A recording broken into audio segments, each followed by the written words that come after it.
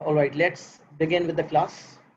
आज का ऑब्जेक्टिव है इंशाल्लाह स्कैटर डायग्राम, जो 2018 से सिलेबस में ऐड हुआ था। स्टैटिस्टिक्स का ही पार्ट है, लेकिन इसको अलग से इसलिए करवाया जा रहा है क्योंकि पास पेपर्स में इसके सवालात आपको नहीं मिलेंगे, क्योंकि ये 2018 से ऐड हुआ था। पास पेपर्स जो टॉपिकल बेसिस पे कंपाइल्ड हैं वो ओ लेवल क्लासिफाइड में 2015 तक हैं। और स्कैटर डायग्राम के बहरहाल अलग से एक वर्कशीट है प्रैक्टिस वाली, जो इंशाल्लाह मैं शेयर कर दूंगा आप लोगों से, जिसके थ्रू आप लोगों को इंशाल्लाह प्रैक्टिस का मौका मिलेगा। और अब 2018, 19 और 2020 के ईयरली पास पेपर्स खोल के उसमें से भी स्कैटर डायग्राम के सवालात जो है वो आप देख सकते हैं। और कोई इतनी मुश्किल चीज़ नहीं है, जो वर्कशीट मैं आपको दूंगा जब वो प्रैक्टिस कर लेंगे तो इंशाल्लाह स्कैटर डायग्राम आपके कदमों में होगा। तो सबसे पहली चीज़, स्कैटर डायग्राम को स्कैटर डायग्राम क्यों कहते हैं? क्योंकि जब डाटा को हम प्लॉट करते हैं तो वो जो पॉइंट्स होते हैं वो बड़े स्कैटर्ड होते हैं। अच्छा, अब मैं क्या बात कर रहा हूँ इसको थोड़ा सा समझते हैं। डेफिनेशन स्कैटर डायग्राम की हमारे सामने है, उसको ज़रा समझते हैं। अ scatter diagram shows the relationship, if any, between two variables. तो सबसे पहली बात तो ये समझ आई कि scatter diagram shows the relationship. क्या करता है? स्कैटर डायग्राम शो करता है relationship. A scatter diagram shows the relationship between two variables. दो वेरिएबल्स के दरमियान रिलेशनशिप शो करता है। और ये जो लफ्ज है ना, इफ एनी, ये बड़ा अहम है। अगर कोई रिलेशन है तो। अच्छा, अब जरा एक बात स्टैटिस्टिक्स की जबान में मैं आपको बताता चलूं कि स्टैटिस्टिक्स की जबान में रिलेशनशिप को कोरिलेशन कहा जाता है। स्टैटिस्टिक्स की जबान में रिलेशनशिप को कोरिलेशन कहा जाता है। तो when we are saying correlation, it means relationship between two variables. अच्छा, स्कैटर डायग्राम की डेफिनेशन कहती है कि it shows relationship between two variables if any. If any का मतलब ये है कि हो सकता है कोई रिलेशनशिप हो ही ना। अच्छा, कोर रिलेशन यानी कि रिलेशनशिप तीन किस्म के होते हैं। एक रिलेशनशिप होता है पॉजिटिव, एक रिलेशनशिप होता है नेगेटिव, और एक रिलेशनशिप होता ही नहीं है, मतलब नो कोर रिलेशन।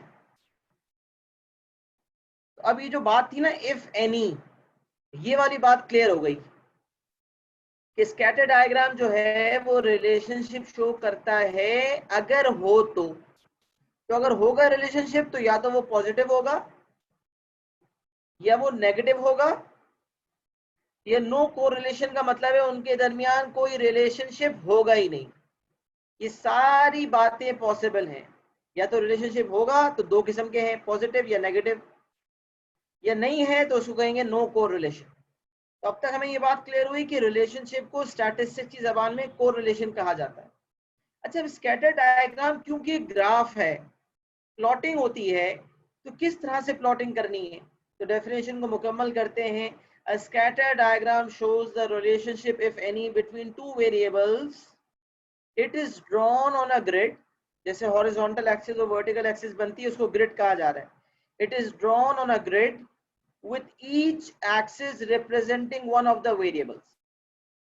ये बात क्या समझ आई कि हर axis, each axis representing one of the variables, मतलब क्या होगा?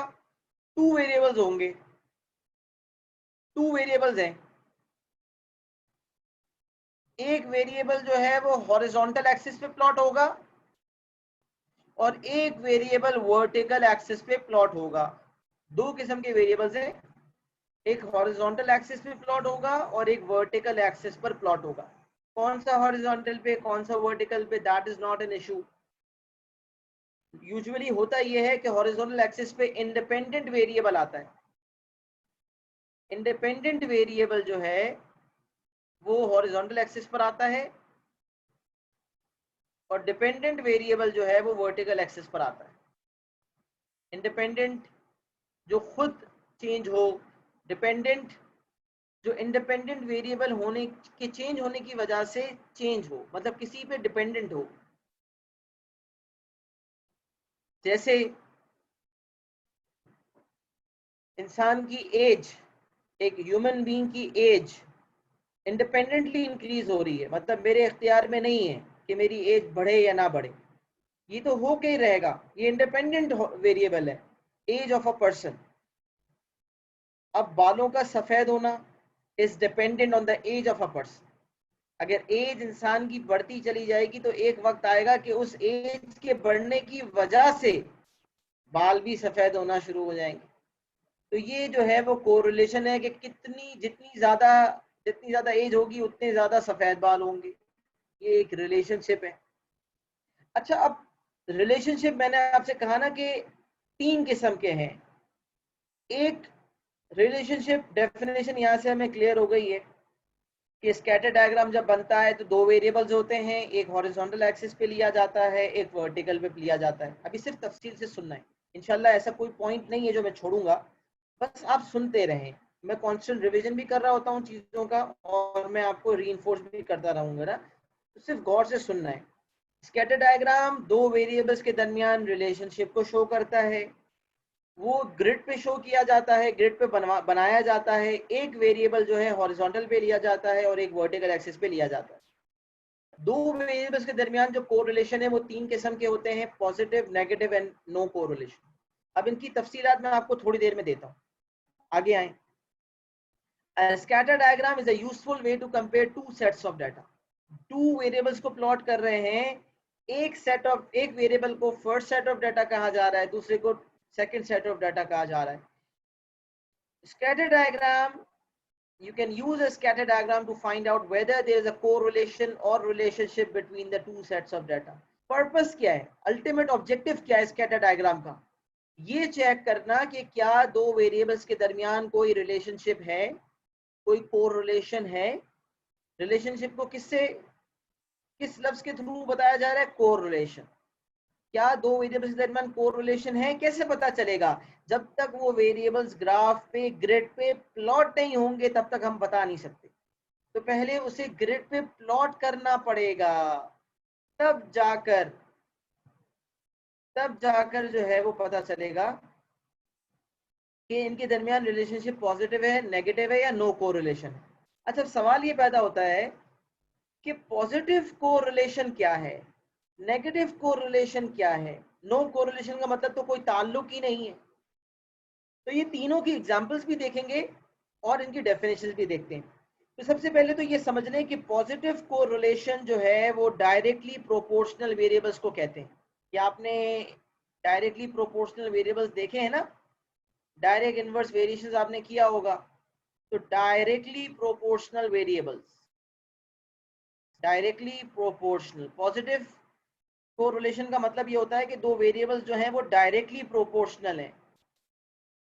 डायरेक्टली प्रोपोर्शनल का क्या मतलब होता है? When one variable increases, जब x बढ़ रहा है तो y भी बढ़ रहा है, जब x कम हो रहा है तो y भी कम हो रहा है। एक वेरिएबल बढ़ेगा तो दूसरा भी बढ़ेगा, एक वेरिएबल कम होगा तो दूसरा भी कम होगा। जब ऐसा हो तो हम कहते हैं कि 2 वेरिएबल्स डायरेक्टली प्रोपोर्शनल हैं, और स्कैटर डायग्राम की जबान में हम कहेंगे इनके दरमियान पॉजिटिव कोरिलेशन है। तो डायरेक्टली प्रोपोर्शनल जो ऑलरेडी हम पढ़ चुके हैं, किसी को नहीं है याद तो उसको इंशाल्लाह रिव्यू हो जाएगा रिकॉर्डेड लेक्चर्स के थ्रू।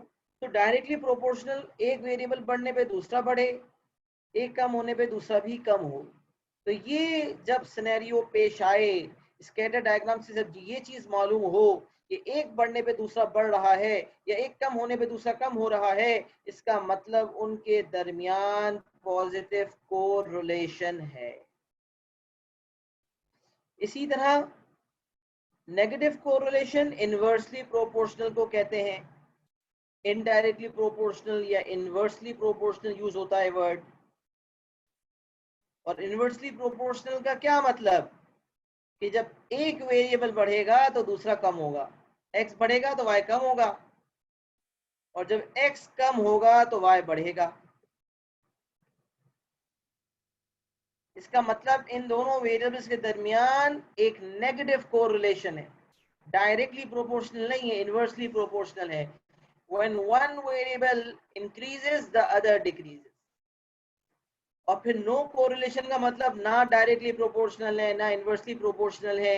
ये दो ऐसे किस्म के वेरिएबल्स हैं जिनका आपस में कोई ताल्लुक ही नहीं है। इनको आपस में मिलाना बेवकूफ़ी है। जैसे कहा जाता है कि जब दो बच्चे हों तो एक बच्चे को दूसरे से नहीं मिलाना चाहिए, कि एक की काबिलियत अलग है, दूसरे की स्किल सेट अलग है, दोनों के स्किल सेट अलग है। कहा जाता है कि दोनों की कैलिबर को ना मिलाएं, कि एक के मार्क्स ज़्यादा आ रहे हैं तो दूसरे के नहीं आ रहे, तो भाई और सलाहियतें दूसरों को अल्लाह ने ज़्यादा दी हो सकती हैं। लेकिन खैर ह्यूमन कंपैरिजन होता है, इसमें कोई डाउट नहीं है।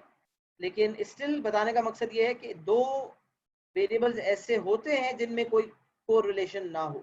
अब एक इंग्लिश का टीचर है और एक मैथ्स का टीचर है, दोनों के अंदाज बिल्कुल मुख्तलिफ हैं, दोनों के सब्जेक्ट्स बिल्कुल मुख्तलिफ हैं। अब इंग्लिश वाले टीचर का ताल्लुक मैथ्स वाले टीचर से नहीं है, दोनों में आपस में कोई कोरिलेशन नहीं है कि अगर एक टीचर की मैथ्स अच्छी है तो इंग्लिश भी अच्छी होगी, नहीं, ऐसे कोई रिलेशनशिप ही नहीं है।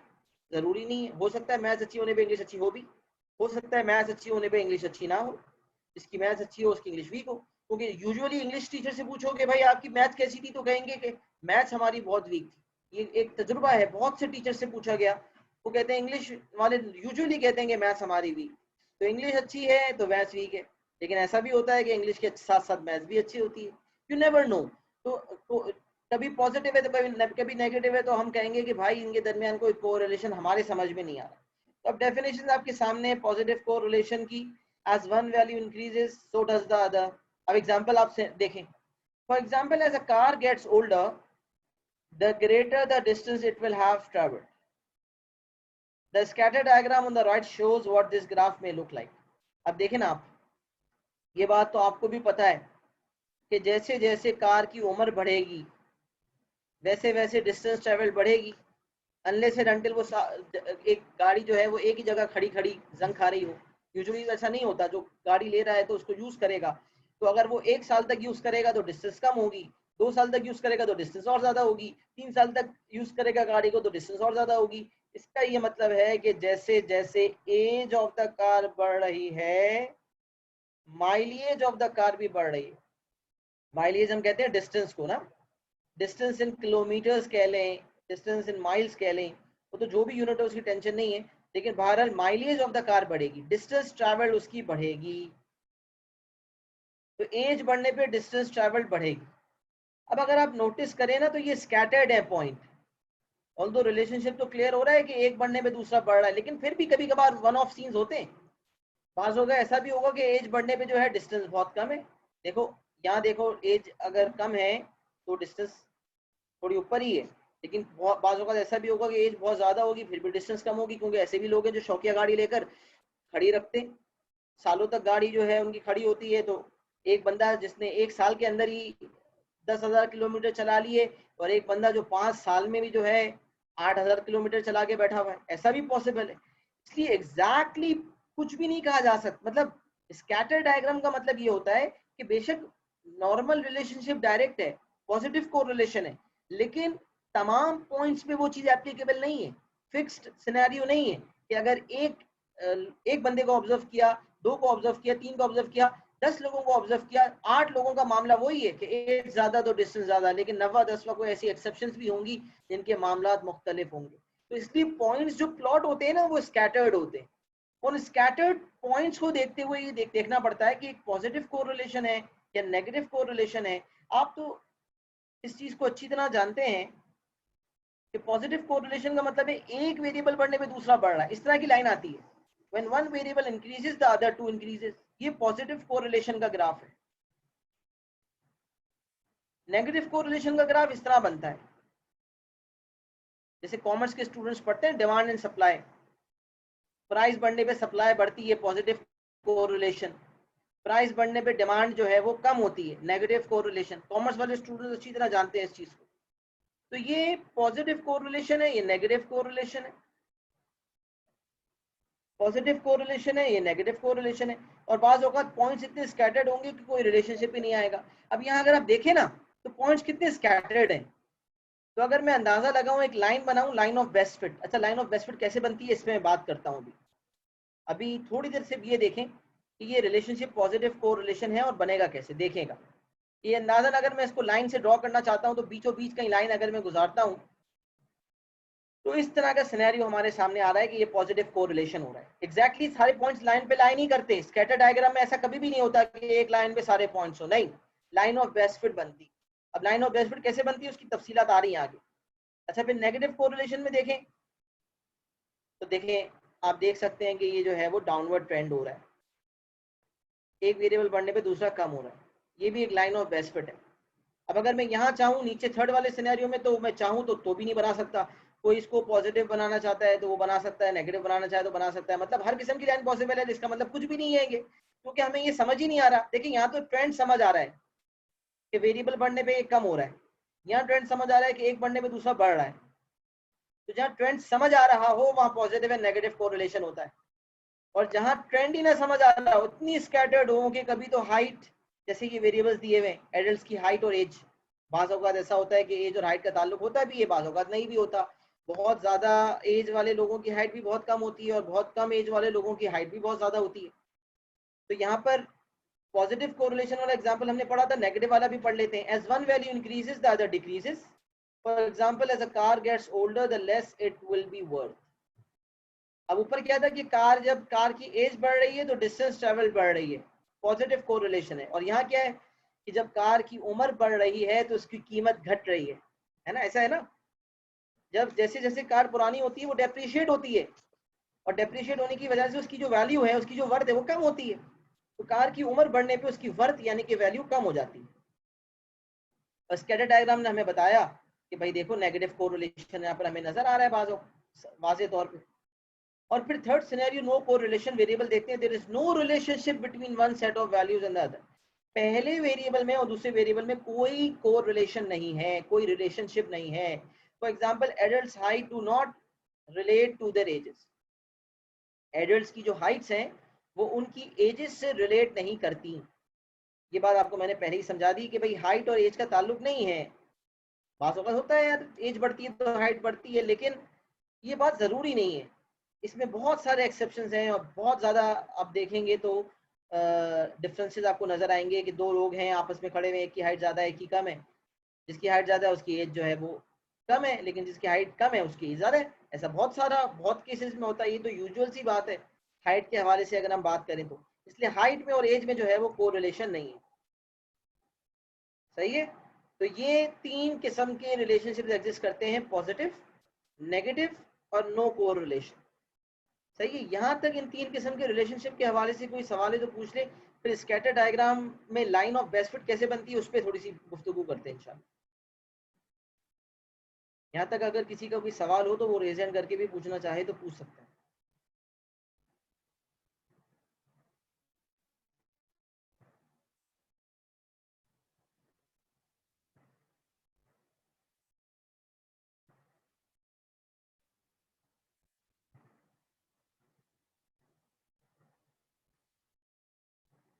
चलें, यहाँ तक सबको क्लियर है? एक्नॉलेज करें। नेगेटिव कोरिलेशन का ग्राफ क्लियर नहीं है, क्यों क्लियर नहीं है भाई? बहुत वाज़ेह हो रहा है ये कि नेगेटिव कोरिलेशन के अंदर अगर हम देखें, एज जब बढ़ रही है तो वैल्यू उसकी कम हो रही है। अब देखो डाउनवर्ड ट्रेंड आ रहा है, जैसे जैसे जो है वो एज बढ़ती हुई नजर आ रही है। ओवरऑल ट्रेंड आप देखो ना किस तरह का ग्राफ है, इस तरह का ग्राफ बन रहा है या इस तरह का ग्राफ बन रहा है? तो यहाँ आप इस तरह का ग्राफ बना रहे हो और यहाँ इस तरह का ग्राफ बना रहे। एक तो कॉमन सेंस है, दोनों वेरिएबल्स के दरमियान जो है थोड़ी सी कॉमन सेंस लगा के आप सोचे भी क्या उन दोनों के दरमियान कोई रिलेशनशिप है, और अगर है तो पॉजिटिव है या नेगेटिव, थोड़ा तो दिमाग भी लगाएं। और दूसरा, जो आपने पॉइंट्स प्लॉट किए हैं, कुछ पॉइंट्स एग्जामिनर प्लॉट करके देता है, कुछ हमसे प्लॉट करवाता है। अभी सवाल भी देखेंगे बाद में इंशाल्लाह कि किस तरह से ये चीज़ आती है। नेक्स्ट क्लास में हम सवाल भी इसके देखेंगे। अभी के लिए सिर्फ ये समझ लें कि भाई स्कैटर डायग्राम में हम पॉइंट्स को प्लॉट करते हैं, और पॉइंट्स को प्लॉट करने के बाद हम ये देखते हैं कि उनके दरमियान पॉजिटिव कोरिलेशन है या नेगेटिव कोरिलेशन है।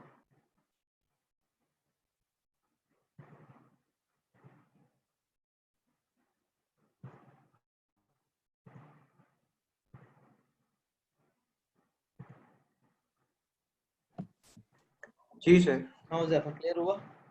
जी सर, क्लियर हो गया। वो थोड़ा बहुत ऐसे ही हो रहा था।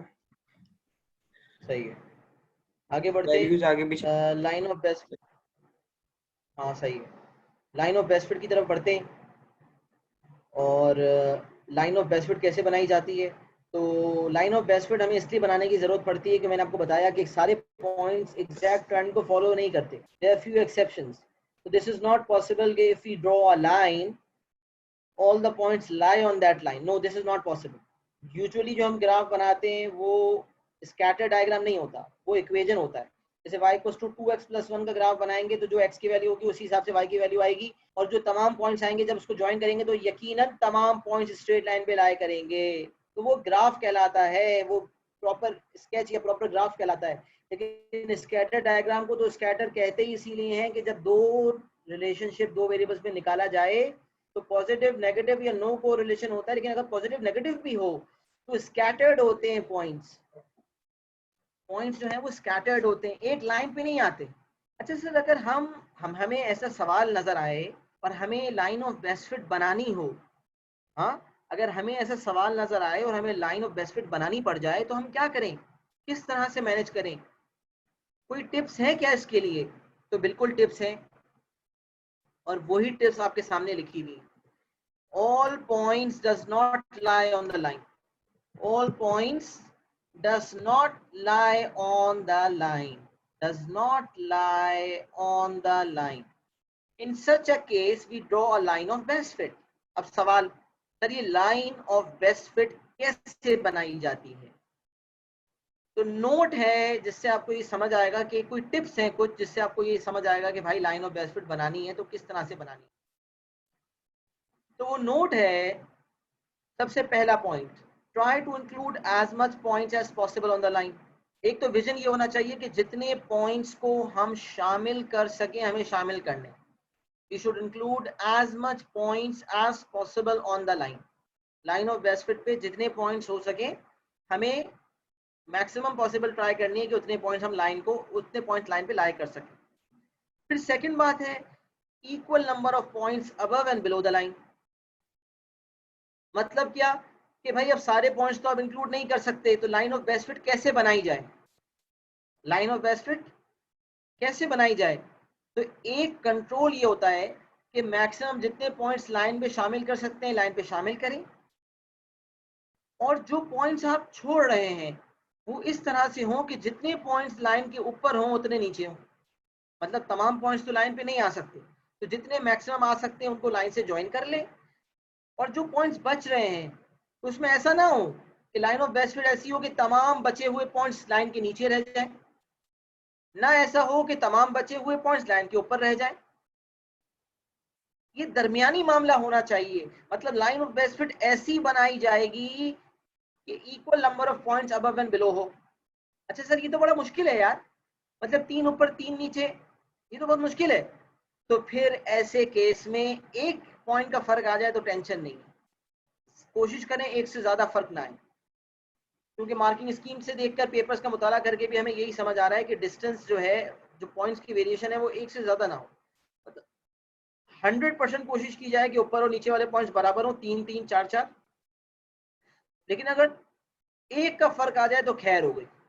मतलब 4 अगर अबव द लाइन है और 3 बिलो द लाइन है, या 4 बिलो द लाइन है और 3 अबव द लाइन है, अगर एक पॉइंट का फर्क रह जाता है तो फिर टेंशन नहीं, एक पॉइंट की खैर हो गई।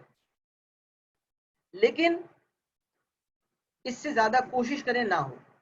अच्छा सर ये आपने बता दिया लाइन ऑफ बेस्ट फिट की गाइडेंस, लेकिन हमारी क्लास में 38 स्टूडेंट्स हैं कि तमाम के तमाम स्टूडेंट्स जब लाइन ऑफ बेस्ट फिट बनाएंगे तो क्या सेम आनी चाहिए? ऐसा हो नहीं सकता यार, क्योंकि ये एस्टिमेटेड लाइन है। लाइन ऑफ बेस्ट फिट का मतलब क्या होता है? ये एक एस्टिमेटेड लाइन है, ये हर बंदे की डिफरेंट होगी, तो स्लाइड वेरिएशन एक्सेप्टेबल।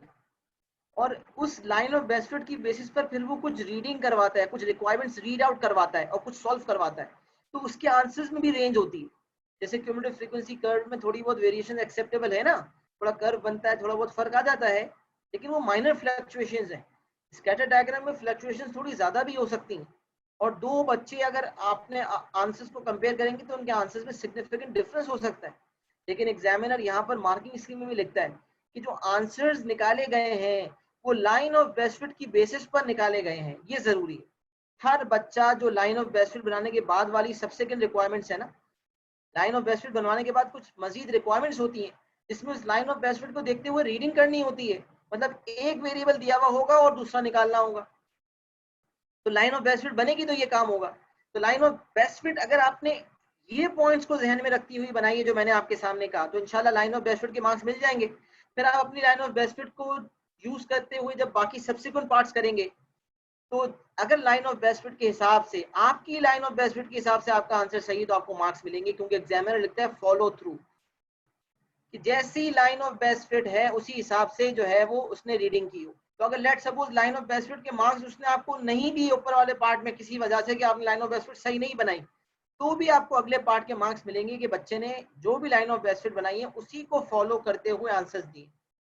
तो ये याद रखें, लाइन ऑफ बेस्ट फिट आपने जैसी भी बनाई हो उसी को यूज करके आपने अगले पार्ट्स करने हैं, उसी के थ्रू रीडिंग करनी है और आंसर्स देने हैं, क्योंकि एग्जामिनर यही देखता है कि क्या आप सही रीडिंग कर पा रहे हैं या नहीं।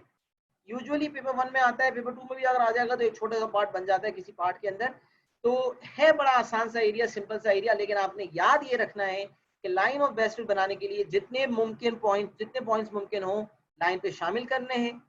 अगर छूटते हैं, जाहिर सी बातें छूटेंगे, तो equal number of points above and below the line, एक का फर्क अगर आ जाए तो खैर हो गई, लेकिन इससे ज्यादा कोशिश करें कि ना हो। हर स्टूडेंट की लाइन ऑफ बेस्ट फिट मुख्तलिफ होगी, सब्सिक्वेंट पार्ट्स के जो आंसर्स हैं सबके मुख्तलिफ होंगे। व्हाट मैटर्स इज कि आपने ये पॉइंट्स को ध्यान में रखते हुए इस लाइन ऑफ बेस्ट फिट बनाई हो, और फिर आपने अपनी लाइन ऑफ बेस्ट फिट को पढ़ते हुए, ऐसा ना हो कि किसी और ने लाइन ऑफ बेस्ट फिट बनाई, आपने उसके आंसर्स कंफर्म किए, आपने छाप दिए। नहीं भाई, आपकी लाइन ऑफ बेस्ट फिट के हिसाब से आपका आंसर होगा तो आपको मार्क्स मिलेंगे, वरना आपको मार्क्स नहीं मिलेंगे। ये लाइन ऑफ बेस्ट फिट के हवाले से मैंने कुछ तफसीलात आपके सामने रखी, और लाइन ऑफ बेस्ट फिट मैंने यहाँ बनाई हुई भी है। तो अगर आप देखें तो 4 पॉइंट्स अबव द लाइन है। अभी लाइन तो मैंने सही से नहीं बनाई थी, लेकिन थोड़ा सा मैं अगर उसको एडजस्ट करूँ तो थोड़े पॉइंट्स और इंक्लूड हो जाएंगे लाइन पे। थोड़ा बहुत तो फर्क आ रहा है, देखें अब मैं अगर देखूँ तो 4 पॉइंट्स मैंने लाइन पे इंक्लूड कर दिए हैं, बाकी 4 ऊपर रह गए, 3 नीचे रह गए। अब इसकी खैर है, 1 पॉइंट की खैर हो गई। अच्छा, फिर यहाँ अगर हम देखें नीचे वाले में नेगेटिव में, तो 4 नीचे हैं और 5 ऊपर हैं, बाकी 2 पॉइंट्स हमने इंक्लूड किए, लेकिन अगर हम इससे ज़्यादा इंक्लूड करने की कोशिश करेंगे तो शायद फिर फ़र्क आ जाएगा ज़्यादा। बहरहाल इसमें एडजस्टमेंट पॉसिबल है, हर किसी की अपनी का स्टाइल है, थोड़ा बहुत अगर कोई वेरिएशन करता है इसमें तो कर सकता है। तो मैंने ऐसे ही रैंडम बनाई थी। हाँ देखें, कुछ मामला बेहतर हो गए ना। हाँ, अब 4 पॉइंट्स तकरीबन लाइन पे आ रहे हैं। थोड़ा बहुत हल्का सा नीचे ऊपर है तो वो खैर मानी जाएगी, उसको लाइन पे ही माना जाता है। मतलब मैं इसको एज्यूम कर रहा हूँ, तो 1 2 3 4 लाइन पे हो गए, 3 ऊपर रह गए, 4 नीचे रह गए। ये ज्यादा बेहतर लाइन ऑफ बेस्ट फिट है, जो ज्यादा बेहतर है। और नीचे वाले में तो फैले हुए पॉइंट्स हैं, बिल्कुल स्कैटर्ड है, इसमें तो कोई कोरिलेशन नजर ही नहीं आ रहा। अगर एक पॉजिटिव ट्रेंड लगता हुआ नजर आ रहा हो तो पॉजिटिव कोरिलेशन, नेगेटिव ट्रेंड नजर आ रहा हो तो नेगेटिव कोरिलेशन, या कोई कोरिलेशन हमें नजर नहीं आ रहा। सही है। इसका स्क्रीनशॉट ले लें तो लाइन ऑफ बेस्ट फिट के हवाले से कुछ पॉइंट्स जो मैंने लिखे हुए हैं आपने लिख भी लिए होंगे यकीनन। अगर किसी ने नहीं लिखे तो वो जो है वो स्क्रीनशॉट ले ले। फिर मैं आगे बढ़ रहा हूँ उसके अगले पार्ट पे, थोड़े बहुत स्केयर डायग्राम के हवाले से। वैसे इन्फॉर्मेशन मुकम्मल हो गई है, फिर भी कुछ बातें जो है वो अगर ऐड हो सकती है तो ऐड करते हैं। स्क्रीनशॉट ले लें यहाँ तक।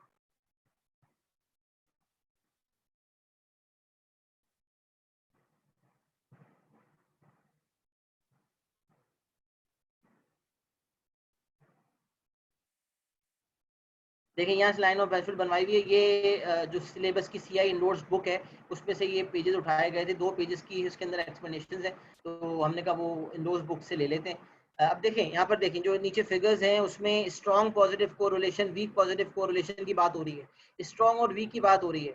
याद रखें, अब तक जब भी हमने सवाल देखा, सिलेबस को हमने पढ़ा, उसने स्ट्रॉन्ग वीक का कहीं जिक्र नहीं किया। वो रिलेशनशिप पूछता है तो हम या पॉजिटिव बताते हैं या नेगेटिव बताते हैं या कहते हैं नो कोरिलेशन। लेकिन ये एडिशनल तफसीलात जो है वो आपको जानना जरूरी है कि अगर कभी इस तरह की कोई बात बन जाती है, क्योंकि स्कैटर डायग्राम का जिक्र है स्पेसिफिकली, हर बात तो वो सिलेबस में नहीं बताएगा। तो स्ट्रॉन्ग पॉजिटिव और वीक नेगेटिव, स्ट्रॉन्ग पॉजिटिव और वीक, स्ट्रॉन्ग नेगेटिव और वीक नेगेटिव में क्या डिफरेंस है, तो अब ये बात को जरा समझने की कोशिश करें। अगर तो points line of best fit के बहुत करीब है, मतलब लाइन ऑफ बेस्ट फिट आपने बनाई, तमाम पॉइंट्स लाइन पे शामिल नहीं हुए, कुछ ऊपर रह गए कुछ नीचे रह गए, लेकिन जो ऊपर और नीचे वाले भी थे वो बहुत करीब थे, were very close to the line, इसका मतलब वो रिलेशनशिप स्ट्रॉन्ग है। और अगर पॉजिटिव रिलेशनशिप है लेकिन पॉइंट्स फैले हुए हैं, लाइन ऑफ बेस्ट फिट से दूर हैं, तो वो वीक पॉजिटिव कोरिलेशन कहा जाएगा। इसी तरह नेगेटिव कोरिलेशन के अंदर अगर लाइन के करीब पॉइंट्स हैं तो स्ट्रॉन्ग, लाइन से दूर पॉइंट्स हैं, ज्यादा स्कैटर्ड हैं तो वीक। स्कैटर अगर ज्यादा है तो वीक है, स्कैटर्ड कम है, लाइन से करीब करीब है तो स्ट्रॉन्ग है। अब यहाँ पर अगर आप थोड़ा सा पढ़ लें, negative correlation is seen if one set of data increases, the other set decreases. For example, the more builders you employ to build a house, the less time it should take. ये तो inversely proportional में बताया जाता है ना। कुछ सवालात भी आते हैं हमारे पास पेपर्स के अंदर जिसमें ये बताया जाता है कि भाई अगर एक घर बनाने के लिए 4 लोग लगाए हुए हैं और अब उन 4 लोगों को 8 में कन्वर्ट कर दिया जाए तो जब टाइम ज्यादा लोग लगेंगे तो टाइम कम लगेगा यार। पेंट करवा रहा हूँ 5 लोगों से करवा रहा हूँ, अब 10 लोग इन्वॉल्व करूंगा तो टाइम कम हो जाएगा अकॉर्डिंगली। तो नेगेटिव कोरिलेशन जो है वो इनवर्सली प्रोपोर्शनल है, ये बात पहले गुजर चुकी। अच्छा, the figure below shows negative correlation and it is a strong correlation. कौन सा फिगर है, अबव वाला या बिलो वाला है पता नहीं, देखते हैं। भारत फिगर लिखा हुआ है। It is a strong correlation because the results cluster close to a line. Results cluster close to a line का मतलब है पॉइंट्स लाइन के बड़े करीब हैं। For our purposes, we could say that they are close to a straight line, although in this case it looks possibly a curve and so on. ये हमारे काम की भारत डिटेल्स नहीं है। अब आप यहाँ से अगर आप देखें तो स्ट्रॉन्ग पॉजिटिव कोरिलेशन वाली अगर आप लाइन ऑफ बेस्ट फिट बना दूं मैं, तो आप खुद देखेंगे कि यार ये तो खैर लाइन ऑफ बेस्ट फिट नहीं बनी, कुछ और ही बन गई। देखेंगे, एक मिनट, ये मैं पेन कलर चेंज करता हूँ। देखिए बेटा, अब अगर मैं यहाँ लाइन ऑफ बेस्ट फिट बना दूं, if I am going to draw a line of best fit over here, it is good enough। 3 points on the line है, 3 पॉइंट्स ऑन द लाइन है, 2 नीचे रह गए और 3 ऊपर रह गए, लेकिन they are very close. As I said, अगर आपको इसमें थोड़ी वेरिएशन करनी है लाइन ऑफ बेस्ट फिट में, थोड़ा ऊपर नीचे कर सकते हैं, थोड़ा बहुत फर्क कर सकते हैं, कोई मसला नहीं है। लेकिन जो पॉइंट्स हैं वो ये कि मैक्सिमम लाइन पे लाई करें, जो टिप्स हैं और इक्वल अबव एंड बिलो हों, एक का फर्क हो सकता है। बाकी ये देखें, स्ट्रॉन्ग पॉजिटिव कोरिलेशन है, पॉजिटिव ट्रेंड लेकिन स्ट्रॉन्ग है। यहाँ पे आपको नजर आ रहा है पॉइंट बहुत डिस्टेंट अपार्ट है, तो अगर आप लाइन ऑफ बेस्ट फिट बना भी लेते हैं तो the points will be very far away from the line. सारे पॉइंट्स लाइन पे लाई नहीं कर रहे, कुछ लाई कर रहे हैं। ये आपने लाइन ऑफ बेस्ट फिट बना दी, 1 2 3 4 5 ऊपर रह गए, 1 2 3 4 5 6 नीचे रह गए, बाकी लाइन पे आ गए। लेकिन जो पॉइंट्स हैं वो दूर हैं, आप देख सकते हैं काफी लाइन से दूर है। यहाँ पॉइंट्स लाइन से बहुत करीब है, पॉइंट्स जो बचे हों लाइन से बहुत करीब हों, क्लोजली टू द लाइन है, cluster close to a line, strong relationship. They are weak far away तो वीक रिलेशनशिप। यहाँ भी देखें, नेगेटिव लाइन बनाएंगे तो पॉइंट्स जो हैं वो बड़े करीब होंगे, स्ट्रॉन्ग नेगेटिव कोरिलेशन। यहाँ पर अगर आप देखेंगे पॉइंट्स बहुत दूर दूर हैं, वीक नेगेटिव कोरिलेशन। और ये आप देख सकते हैं इतने स्कैटर्ड हैं कि there is no correlation. Correlation is a measure of how strongly the two sets of data appear to be connected. Correlation का मतलब होता है relationship. The relationship can be positive and negative, positive के अंदर strong and weak, negative के अंदर strong and weak. Positive negative no correlation सीख लिया था ना। If we talk about the positive correlationship, then there are also further two relationships. It can be a strong positive correlation, or it can be a weak negative. It can be a weak positive correlation, and so on for the negative one. Negative के अंदर भी strong भी हो सकता है correlation और weak भी हो सकता है। सही है। अब तक मार्किंग स्कीम में जितने भी पास सवाल आए 2018, 19, 20 में, उसमें हमने यही देखा। 20 के तो मैंने अभी नहीं देखे, 2019 तक के जो भारत पास पेपर्स हैं उसमें हमने यही देखा कि मार्किंग स्कीम में जितने भी सवाल जो हैं मार्किंग स्कीम में कहीं नेगेटिव या वीक या स्ट्रॉन्ग की बात मेंशन नहीं थी ना, उसने एक्सपेक्ट किया था, खाली पॉजिटिव नेगेटिव वाला वर्ड है। क्योंकि सिलेबस में भी इसने यही लिखा हुआ है कि बच्चे को ये आइडेंटिफाई करना आए कि पॉजिटिव है या नेगेटिव है या नो कोरिलेशन है। स्ट्रॉन्ग या वीक की बात उसने सिलेबस में भी नहीं की और अब तक हमने पास पेपर में भी देखा है कि ऐसी कोई चीज पूछी नहीं गई। बहरहाल बुक जो हमारी CI नोट्स बुक है उसके अंदर भी ये चीज की शमूलियत है और जो प्रैक्टिस वर्कशीट हम आपको देंगे उसके अंदर भी जो है स्ट्रॉन्ग एंड वीक का जिक्र है। लिहाजा हमें ना सिर्फ ये पता होना चाहिए कि रिलेशनशिप पॉजिटिव या नेगेटिव है, बल्कि साथ ही साथ ये भी पता होना चाहिए कि वो स्ट्रॉन्ग है या वो वीक है। सही है। और लाइन ऑफ बेस्ट फिट कैसे बनाई जाती है वो भी आपके सामने जो है यहाँ बना के आपको दी हुई है, जिसमें आप हर बच्चे की अपनी सोच है, हर बच्चे की अपनी लाइन में थोड़ा बहुत डिफरेंस होगा, बस जो टिप्स हैं जो मैंने आपको दी थी वो आपके जहन में होनी चाहिए।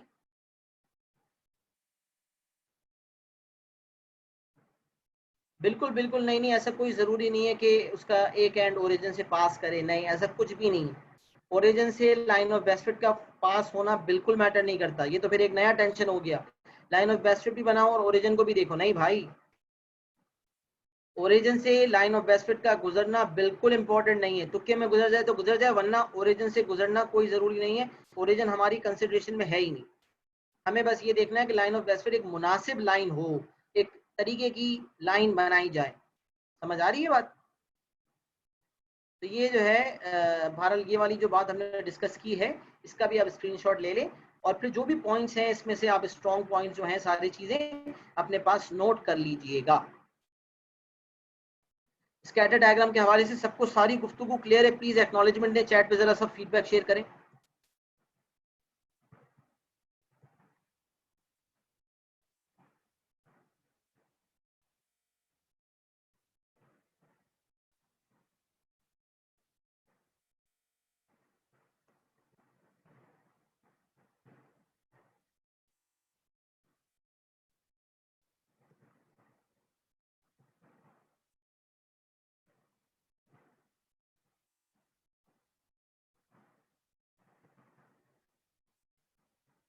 बिल्कुल, सब बच्चे पूछ रहे हैं सर, बस यही टॉपिक में था, बिल्कुल यही था। बहुत छोटा सा एरिया है, मैंने कहा पेपर 1 में 2-3 नंबर का, 4 नंबर का आता है, लेकिन आ रहा है रेगुलरली। पेपर 1 में आता है, पेपर 2 में बाज़ औक़ात किसी पार्ट में 2-3 नंबर, 4 नंबर का उसने जो है वो सवाल दे देता है, लेकिन इट इज़ वेरी सिंपल। मैंने कहा था बिल्कुल आसान है, कुछ भी नहीं है इस टॉपिक में। पॉइंट्स की प्लॉटिंग करनी है, बच्चा भी कर ले 5 क्लास का। उसके बाद लाइन ऑफ बेस्ट फिट बनानी है, लाइन ऑफ बेस्ट फिट के ज़रिए पढ़ना है, रिक्वायरमेंट्स पढ़नी है। इंशाल्लाह सवालात जो है वो आपको आपसे शेयर किए जाएंगे, और कुछ सवालात हम नेक्स्ट क्लास में इसको डील भी करेंगे इंशाल्लाह। तो फिर हमारे सामने ये मामला बिल्कुल तय हो जाएगा कि स्कैटर डायग्राम भी हमारा इंशाल्लाह टोटली एंड हो जाएगा। सही है। तो अल्लाह की फजल से स्कैटर डायग्राम का जो टारगेट था वो हमने आज अकम्प्लिश किया है, और इंशाल्लाह नेक्स्ट क्लास में इसके सवालात करेंगे अल्लाह के हुक्म से। आप सब अपना बहुत ख्याल रखिएगा। क्लास को यहीं पे एंड करते हैं। अपना बहुत ख्याल रखिएगा। अल्लाह।